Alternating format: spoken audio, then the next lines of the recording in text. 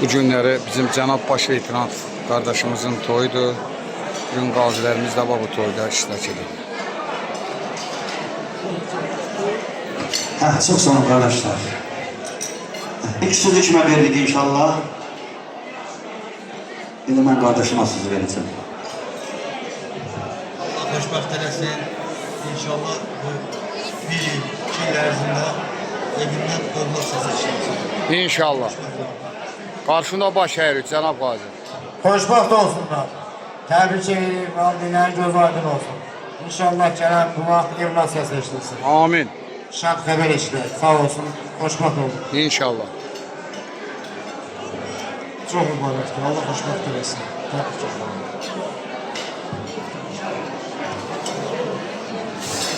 İşin Allah sənə xoşbəxt eləsin. Komandanlıqdan da, əksər komandalardan da sənə təbrik edirəm. Uzun ömür, can sağlığı, daim bu torpağa, elə obaya şadlıqlar çəkmişəm. Sağ ol.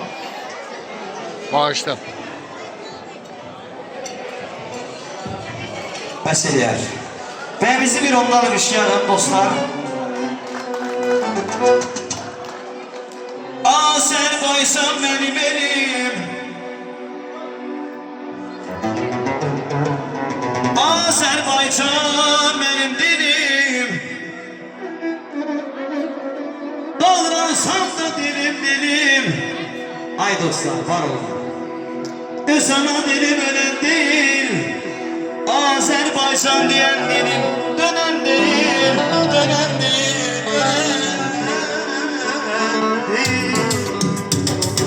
Dilimizde bir şıvar var, yaşa Azerbaycan, yaşa Azerbaycan. Seni dünya tanıdı, bir başa Azerbaycan, yaşa Azerbaycan. Dilimizde bir şıvar var, yaşa Azerbaycan, yaşa Azerbaycan. Seni dünya tanıdı, bir başa Azerbaycan, yaşa Azerbaycan. Yaşasın Azerbaycan ordusu. Süper. Yaşa. Güzel.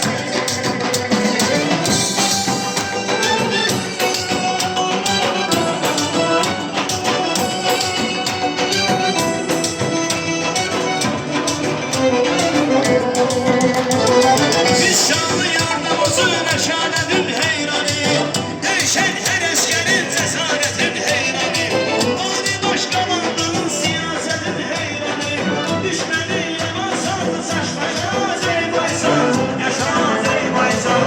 Dilimizde bir şıvar var, yaşa Azerbaycan, yaşa Azerbaycan. Seni dünya tanıdı, bir başa Azerbaycan, yaşa Azerbaycan. Dilimizde bir şıvar var, yaşa Azerbaycan, yaşa Azerbaycan. Seni dünya tanıdı, bir başa Azerbaycan, yaşa Azerbaycan.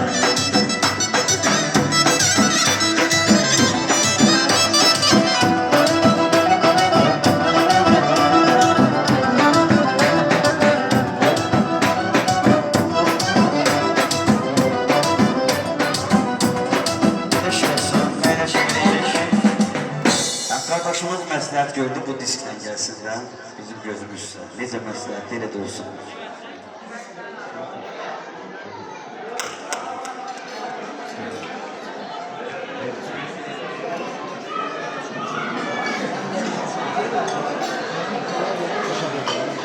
Allah şəfa versin qardaşlar. Var olasın.